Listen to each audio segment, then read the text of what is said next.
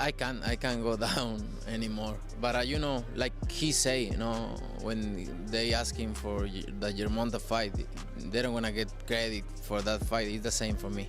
I don't need to take that fight because everybody's gonna say it's too small, it's too small, it's too small, and then, you know, he needs to enjoy his fight. Okay, He deserves it. He deserves it. I like Spence, but you know, I like Spence and all the respect for him and everything. But I knew. I think is the type of fight Terence Crawford is fighter is different. 168, but like I say, like he say, nobody's gonna give me credit for that.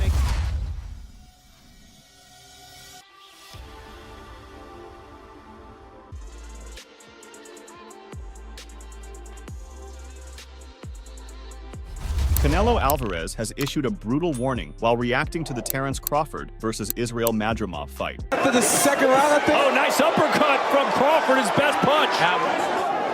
Eastern European fighters are very disciplined, and that's why we can see Madrimov, even at this point, still being patient. Back-to-back great body shots from Crawford. Crawford's return to the ring was set to be the marquee event for Riyadh season's debut boxing match beyond Saudi borders. Spearheading this groundbreaking event, Turki Al-Sheikh vows that Crawford's wait is over. Al-Sheikh told ESPN, "No one delivered a good fight for him. When you reach this time of age and glory, you pick your fights. If they give you the right money and the right fighters, you will take it. No one gave him that in the last 4 years." He further added, "And I think this is a shame, because we lost 4 years with one of the best talents in boxing we've seen in the last 20 years. We could have at least seen 4 or 5 more fights from him in the last 4 years." Crawford entered the ropes more than once in the previous year, which was 2019. In the last 4 years, he has engaged in one fight. One of boxing's persistent problems is inactivity, where fighters and promoters often reach a stalemate in negotiations. Boxers, alongside their managers, are just as culpable as the promoters in this dance of delays. However, it's the athletes who bear the brunt, unable to maintain peak performance as they age. Crawford wants so much money, so you have to really wait for the golden ticket to come around the carousel.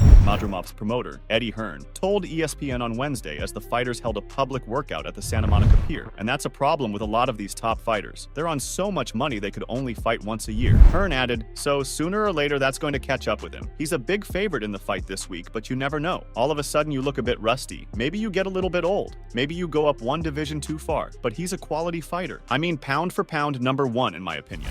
With his performance against Spence, Crawford jumped to the top of ESPN's pound-for-pound rankings, looking better than he has in his storied career. After flooring Spence in round 2 with a straight left to the head and a right jab from a southpaw stance, the switch-hitting fighter established the tone. Crawford relentlessly pounded Spence, leaving both of his eyes battered and bruised. The 7th round saw Spence hit the canvas twice more, paving the way for the referee to call a halt 2 rounds later. With victory secured, Crawford began to size up his next challenge. Crawford still had enticing matchups awaiting him in the 154-pound division. Jaron Boots Ennis, Tim Tszyu, and Virgil Ortiz, each a formidable, undefeated power puncher, were on the horizon. After feeling the strain of the weight cut for the Spence fight more acutely than anticipated, Crawford had resolved to continue his career at junior middleweight. By the time of that bout, he was already aware it would be his final appearance at 147 pounds. Crawford said, "I was like, man, this is it. I can't make that weight like that anymore. It was kind of hard." On August 28th, Spence formally activated his rematch clause, having a 30-day window following the fight. In his post-fight interview, he expressed a desire for the rematch to be held at 154 pounds. According to the contract, the victor of the initial bout had the privilege to select the weight class for their second encounter. The agreement mandated that the rematch be held before the close of 2023. Yet, as the months slipped by, Crawford and his team made several unsuccessful attempts to set a date for the bout. On January 2nd,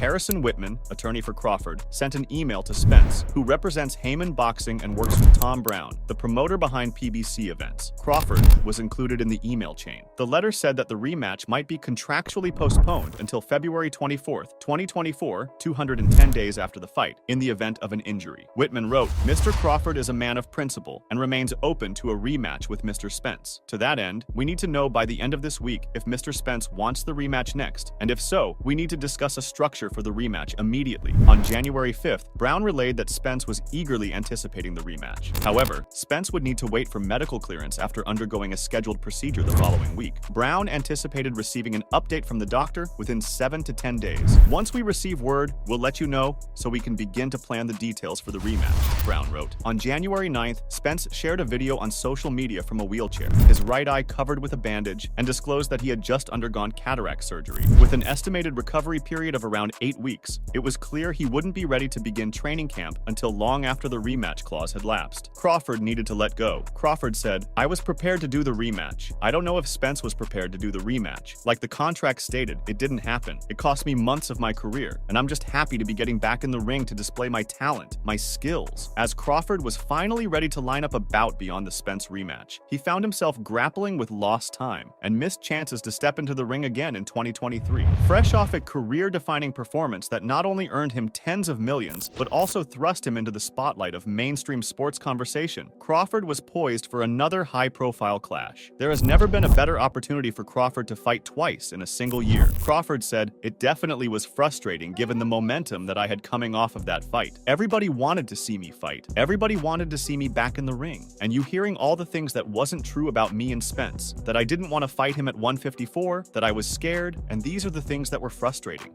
I was the one before trying to make the fight happen." He further added, "Turkey had hit me up and asked me if I wanted to do the rematch with Spence in Saudi Arabia, and I had hit Spence up to try to let him know that there was real money on the table for us to do the rematch in Saudi, but I never got a hold of him, so I just had to move on." The most anticipated showdown, however, is the clash between Canelo and Crawford. This epic battle promises to shatter the 1 million pay-per-view buys milestone and secure Crawford the highest earnings of his career. Alalshik is keen to bring this high-stakes event to the US, where its commercial potential is most promising. Alalshik said, "I will give Canelo what I think is a fair price. If he accepts it, he deals directly with me to finish the deal. I don't want anyone in the middle. I guaranteed Crawford a big fight. I want Canelo for Crawford, and Crawford wants Canelo. But if Canelo is crazy with his financial demands, I will still guarantee Crawford any fight he wants." Whether he likes it or not, Alalshik made a vow to Crawford that he won't go without a fight ever again, and it looks like the two will collaborate for the rest of his career. Alalshik informed ESPN of his eagerness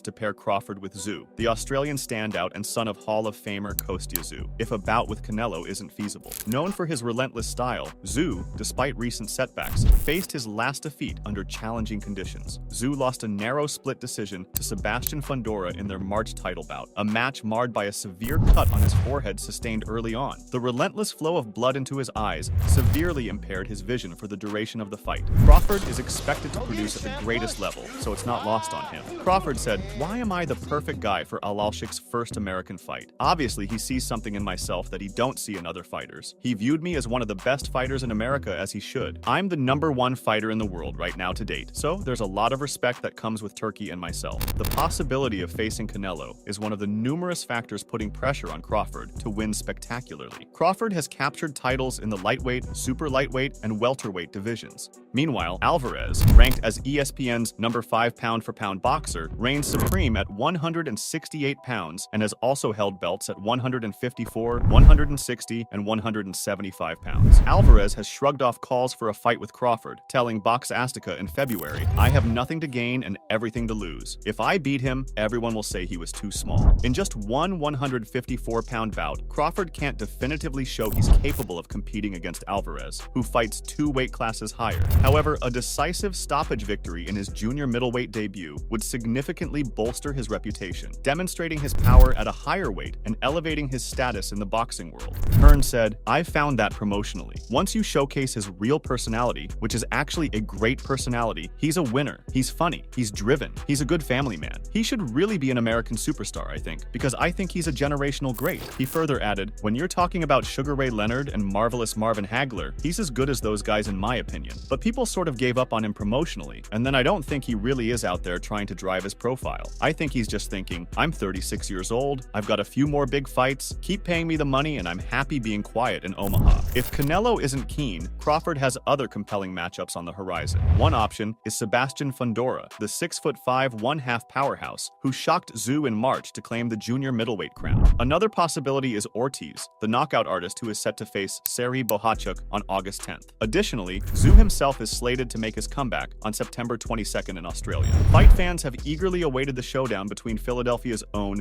Boots Ennis and the welterweight title holder, who has long sought a bout with Crawford. Ennis, who ascended to champion status after Crawford was stripped of his IBF belt last November, is finally set to clash with his rival. It's advantageous to have choices, but Crawford is after a legacy, and the one and only boxing icon can provide him with what he wants. Furthermore, time is running out. I think that's the biggest fight in boxing. I think me and Canelo colliding is like Floyd Mayweather and Canelo at that level, Crawford said, referring to the 2013 matchup. He further added, "I just feel I'm definitely not going to be doing this for much longer. I can assure you that, but I just felt like I never was able to display my true talent because I was held back. I wasn't able to fight the guys that I wanted to fight at the time that I wanted to fight them. If Crawford and Alashik can keep it together, there won't be another year until Bud fights again, regardless of who he meets next. Power comes from money." Terence Crawford, his name keeps coming up, and I know he's a lot smaller than you.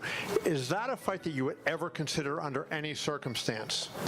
You know, I always say if the fight make sense, why not? But he's not in the plan. The financial draw of this matchup allows Canelo to take a fight he's nearly guaranteed to win, while still earning a payout that feels like a high-stakes extravaganza. That's power. When you have the ability to throw vast sums of money around, you wield significant influence. Alashik, the chairman of Saudi Arabia's General Entertainment Authority, essentially the mastermind behind the burgeoning Riyadh season, carries around books filled with blank checks. The Saudi government, eager to fund Alashik's grand visions, is prepared to overpay to secure the matches he wants. Alashik has openly expressed his desire to offer one of those lucrative blank checks to Alvarez in an effort to set up a bout with Terence "Bud" Crawford, who has recently been named an ambassador for Riyadh season. While money is seemingly no concern for Alashik, he's on a quest to determine the price that will persuade someone like Crawford, for whom financial considerations have become less of a necessity, to step into the ring. On their journey toward an alliance between the two most influential figures in boxing, an unexpected twist emerged. Instead of collaborating, they found themselves locked in a fierce rivalry. Alashik, perhaps unwisely, ignited the conflict by taunting Alvarez, which may have been a misstep on his part. You know, like he say, if he beat Germonta, no, everybody's gonna say, yeah, he's too small, Right. and this and that. So it's the same thing. I respect Crawford. He's a good fighter, but we're not different. On September 14th, UFC and PBC will clash as rivals. Alashik, known for his restraint in taking jabs at boxers and avoiding the common pitfall of belittling those not in his camp, has built his reputation on a message of unity. His mission has been to leverage his country's resources to bridge gaps and facilitate significant matchups. However, he's now beginning to adopt the persona of a typical boxing promoter, casting Canelo as the adversary. "We will eat him," Alashik said of Alvarez to ESPN. That would be an ordinary comment coming from the mouths of most promoters. Supporting the collapse of boxing's biggest star is a decision, especially coming from this promoter who some believe has the power to mend all of the sport's scars, particularly considering how vocally Alashik has expressed his intention to persuade the flagship superstar to collaborate with him in the future and to put up a fight, something that Alvarez has up till now repeatedly dismissed. Although he's already achieved much and secured substantial earnings, he approaches his career with the mindset that his greatest achievements and the most significant financial rewards are still yet to come. He is fervently interested in fighting Canelo, since the 168-pound champion represents the greatest test for a man who is only recently increasing up to 154 pounds, as well as the opportunity to win 10 fights worth of purse money at once. Alvarez appears to have reached a stage in his career where expanding his legacy no longer serves as his main drive. In his recent matches, he faced off against Jaime Munguia, Jermel Charlo, John Ryder, and a Gennady Golovkin who is nearing retirement. He seems prepared to sacrifice the highest possible rewards as long as he can still secure a significant reward with minimal risk. He's been crystal clear. David Benavidez, the kind of opponent he'd have eagerly embraced in his 20s, is wasting his breath with these call-outs. Though Alashik might dangle a tempting financial offer to sway his opinion on Crawford, Alvarez has so far been firm in his stance, viewing a bout with someone of Crawford's size as a no-win situation for his reputation. This, despite the fact that Canelo didn't hesitate to challenge junior middleweight champ Charlo last year. PPV.com's Jim Lampley summed it up perfectly when speaking to boxing scene's Lance Pugmire this week. "At the end of the day, it's up to Canelo. To me, Terence Crawford is the #1 pound-for-pound fighter in the world." But Canelo is the #1 dollar-for-dollar fighter, which is most important. You've got what could be the sport's top performer, the sport's premier draw, and undeniably the most well-financed promoter in the game. Three powerhouse entities in their own right, all converging towards an intriguing clash of their paths. This convergence unfolds as Crawford gears up for his upcoming bout. Alalshik is set to debut his first American card, and Alvarez trains for a fight that Alalshik is poised to consume, metaphorically speaking. In boxing, Alvarez's mindset towards facing Crawford is not new. Everyone knows someone who is the ideal balance between risk and return in terms of job advancement and someone who isn't. As Crawford makes a push to entice Canelo into the ring, he remains resolutely disinterested in facing Jaron "Boots" Ennis. Ennis, the promising young boxer, sees a bout with Crawford as a crucial opportunity to elevate his career. Is this a stepping stone to your dream fight? Never. Okay. Never. I don't look at fights as stepping stones because it's about now. Yep. I might not wake up tomorrow, so I don't never like to think ahead. My main focus is August 3rd. I'm not worried about Canelo. I'm not thinking about Canelo. I'm just focused on Israil Madrimov. Keep in mind that Alvarez no longer appears to be driven by the need for the biggest salary or by the desire to achieve glory. Perhaps the spark he needs to ignite his drive will be a blend of anger, resentment, and a fierce determination to defy the promoter who aims to devour him, alongside proving wrong those who claim he's avoiding the relatively smaller boxer. Power comes from money, and it's ego that leaves the wealthy and influential susceptible. At this point in his career, Terence Crawford's achievements warrant nothing less than complete transparency. During a recent conversation about his bout with Israil Madrimov, his camaraderie with Shakur Stevenson, and the possibility of a rematch with Errol Spence Jr., Crawford's candor was unmistakable. The conversation continued as he joined Ariel Helwani on the MMA show, delving into familiar themes. Central to the discussion was the pressing question of Crawford's next challenger after his bout with Madrimov. There are calls for him to challenge IBF champion Jaron "Boots" Ennis, a notion that the general public may have assumed far too hastily. The fighter from Philadelphia delivered a stunning TKO win against David Avanesian earlier this month. Crawford has always been known for his fearless approach to boxing, never one to shy away from a challenge. Yet, at 36, he signaled a preference for a showdown with the legendary Canelo Alvarez over a bout with the rising star, Ennis. A fight with Canelo would take place at 168 pounds for Crawford. Crawford indicated that, considering his current situation, he was focused on pursuing the fight that made the most sense, and that was not against Boots. He mentioned that fighting Canelo would significantly enhance both his legacy and his bank account. Ultimately, Crawford expressed that when his boxing career was over, he wanted to be remembered for his legacy and have lasting financial security. I'm looking at the fight that makes the most sense, and that's not Boots. Canelo is going to bring way more to my legacy, way more to my bank account, because at the end of the day, when boxing is done with, what will we have? Mm-hmm. I want to have a legacy that's something that people talk about for the ages. And not only that, I want to have a bank account that will last for ages as well. So I don't blame you. It is difficult to not appreciate and comprehend such a response. Crawford has accomplished everything in boxing to be unquestionably inducted into the Hall of Fame. Despite his continued ability to compete at a world-class level and challenge champions, he wisely calculates every risk he takes. He is likely to be the top contender against Ennis. Nevertheless, this is precisely the kind of bout where a once legendary champion could face a rapid decline. Such an erosion of greatness is not uncommon when a seasoned fighter like Crawford steps into the ring against an unbeaten rising star like Ennis. Crawford stands to earn a substantial sum for defeating Ennis, but it's a mere fraction of the fortune he could rake in from a bout with Canelo. There's a strong case to be made that Crawford and Canelo are the leading figures in boxing since the Mayweather era. Crawford's resume stands as one of the most illustrious in boxing history. Apart from his encounters with Mayweather and Dimitri Bivol, Canelo has remained an enigma, defying all challengers. Make sure to check out some of our other videos on the screen if you enjoyed this one.